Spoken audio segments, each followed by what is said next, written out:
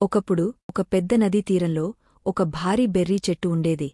ఆ చెట్టుపైన ఓ తెలివైన కోతి నివసించేది. అది ఎంతో ఆనందంగా జీవించేది. ఒకరోజు ఒక మొసలి నీటిలోనుంచి ఈత కొట్టుకుంటూ వచ్చి చెట్టు వేర్ల దగ్గర విశ్రాంతి తీసుకుంది. మొసలిని అలసిపోయినట్టు, ఆకలిగా ఉన్నట్టుగా చూసిన కోతి దయతో కొన్ని బెర్రీ పళ్లను ఇచ్చింది. మొసలి ధన్యవాదాలతో ఆ పళ్లను తీసుకుంది. మరునాడు మళ్లీ వచ్చింది. అలానే ప్రతిరోజూ రావడం మొదలైంది. కొద్ది కాలంలో కోతి, మొసలికి మంచి స్నేహితులు అయ్యారు. ఒకరోజు మొసలి కొన్ని బెర్రీపళ్లను తన భార్యకి తీసుకెళ్ళింది. ఆమె వాటిని తినింది, చాలా ఇష్టపడింది.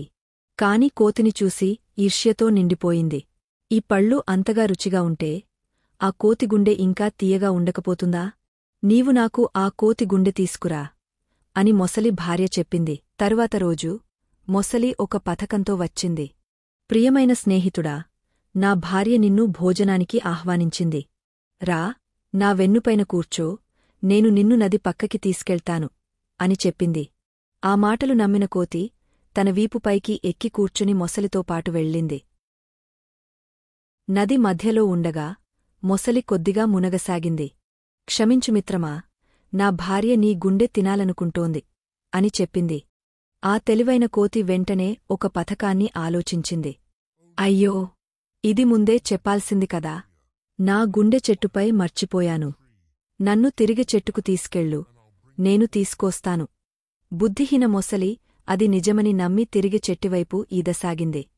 ఒడ్డుకు వచ్చేసరికి కోతి చెట్టుపైకి దూకింది. ఓ బుద్ధిహీన మొసలీ! ఎవరు తమ గుండె లేకుండా బ్రతకగలరు? నీవు మన స్నేహానికి ద్రోహం చేశావు.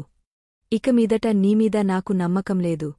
ఆ మాటలు విన్న మొసలి దిగులుగా మౌనంగా అక్కడినుంచి ఈదుకుంటూ వెళ్ళిపోయింది. కష్ట సమయంలో మనసు ప్రశాంతంగా ఉంచి బుద్ధితో ఆలోచించాలి.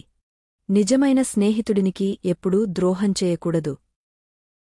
ఈ వీడియో మీకు నచ్చినట్లయితే లైక్, షేర్ మరియు సబ్స్క్రైబ్ చేసుకోండి.